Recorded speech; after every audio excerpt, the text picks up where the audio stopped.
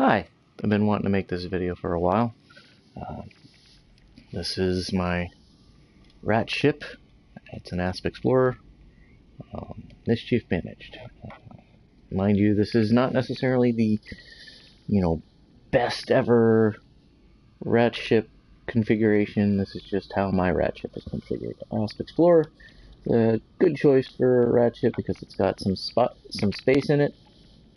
Not a humongous amount of space, but enough. And, it's got a pretty good jump range, even if you don't have any engineering in the jump engines. They still have a good jump range. So let's get into the configuration here. We'll hop into the outfitting.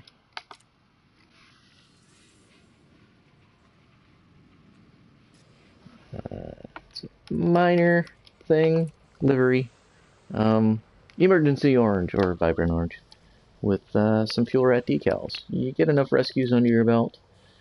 First of the month, if they've got the codes, they will release the codes to rats that qualify. Rest of the nameplates and stuff, you gotta spend a little bit of real money to get some frontier points for, but the decals are free, and the paint job, actually, you have to pay for too. And some add-ons and other stuff. So, yeah, livery. Let's get into the important stuff. Start off with the hard points. They're empty. FuelRat ships should be as light as possible. And weapons are weight. And we don't necessarily get into conflicts all that much. Running is our main deal. Otherwise, that's pretty much it. We run. You'll notice the insurance cost, while a bit high on this ship, I'm not sure why it's up that high, but for the most part, we try to keep the rebuy low.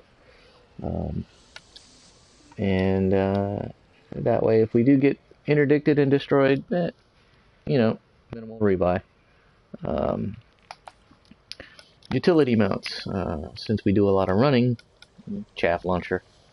Pop some chaff, a couple of heat sinks, because, you might run into situations where you're a little too close to a sun or something, and need that. Frameshift wake scanner, well, data is actually a big part of this game, for engineering in particular, and you can find that data in wakes, so occasionally, if I'm not in the middle of a rescue, I might scan wakes. Core internals, default skin. Power plant is 4A. Notice it's a 5 slot. I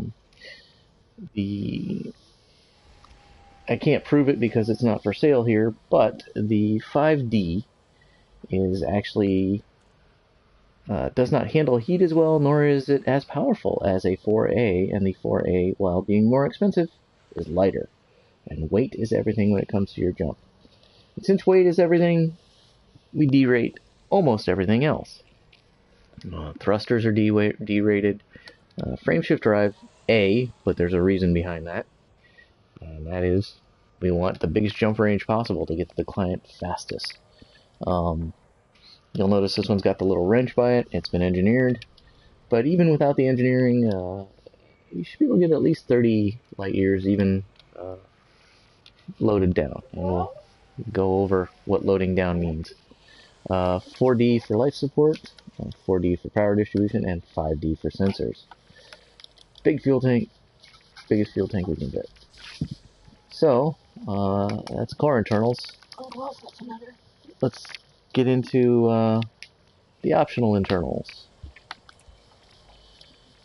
Fuel scoops have no weight, so we have the biggest fuel scoop. Well, not the biggest fuel scoop, but our biggest compartment is a fuel scoop.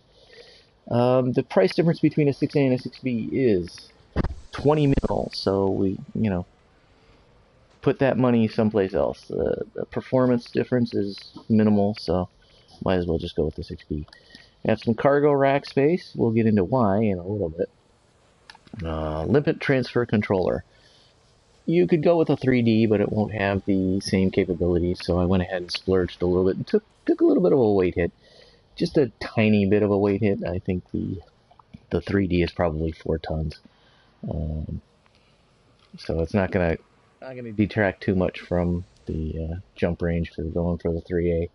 Gives me a little bit more range to get to the client quicker. 3G shield generator. You could actually run without a shield generator. I can't because I run into stuff once in a while. So it's better to absorb the damage in your shield rather than in your hull. Surface scanner and advanced discovery scanner. On your way to the client, if you come across a system that's completely unknown to you, you can honk it while you're fuel scooping. And then advanced discovery scanner will discover everything. It won't name it, but at least you'll know it's there and you can sell that data later. If you're so inclined, you can, on the return to the base, if you come across a system you haven't been to, honk it and then look for planets that you can scan, high metal contents, water worlds, Earth-like worlds. You'll get right planet. You can get 650,000 credits just for that planet. So these two for use on the way to the client and maybe on the way back from the client while you're waiting for the next client to show up. And I have a docking computer here. I could shift these around a little bit when repair limpets become a thing. I might get rid of the docking computer, but I got nothing else to stick there now in this version of the game, so I'll go ahead and just not have to worry about landing. All my other ships don't have docking computers, but this one, I had the space, so I went ahead and left it there. And that's pretty much it. Cargo. The reason why we have cargo rack spaces. Limpet transfer controllers basically program limpets. Fuel transfer limpet controller.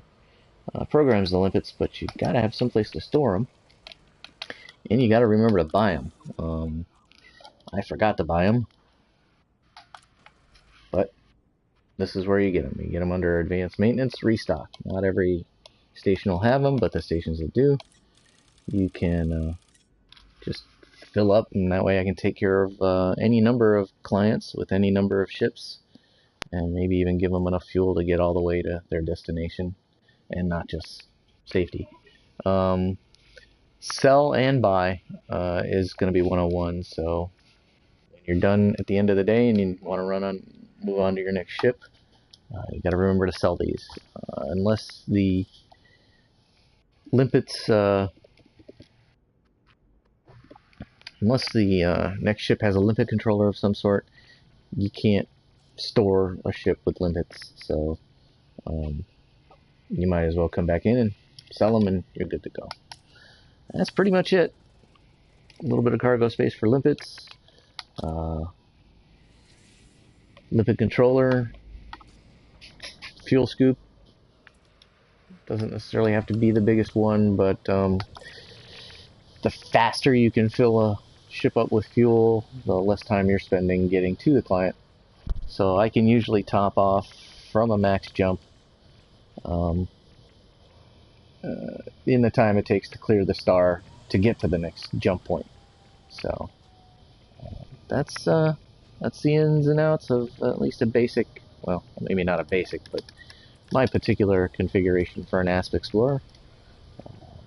Other ships, you might be able to get a better jump range out of a Diamondback Express or Diamondback Explorer, but it won't have the same optional internal space. You might get a bit more range out of it, but a little bit of engineering. This is 4-level engineering. I can get 40 light years out of a jump. Even without engineering, you should be able to get 30. 25 to 30 at least, and that'll get you the client pretty quick, as long as he's not out in the middle of nowhere. That's pretty much it for this video. If you have any questions, you can go ahead and ask them in the comments below, or hit the FuelRat's IRC, irc.fuelrats.com. If you don't have an IRC client, you can go to the www.fuelrats.com, and some point there's a get help, and there should be a red button versus a green button. The green button should send you to Rat Chat. Ask in Rat Chat, and they'll tell you, they'll answer your question, or they'll point you to a link that'll answer your question, depending on how detailed your question is. So that's pretty much it. Have a good day.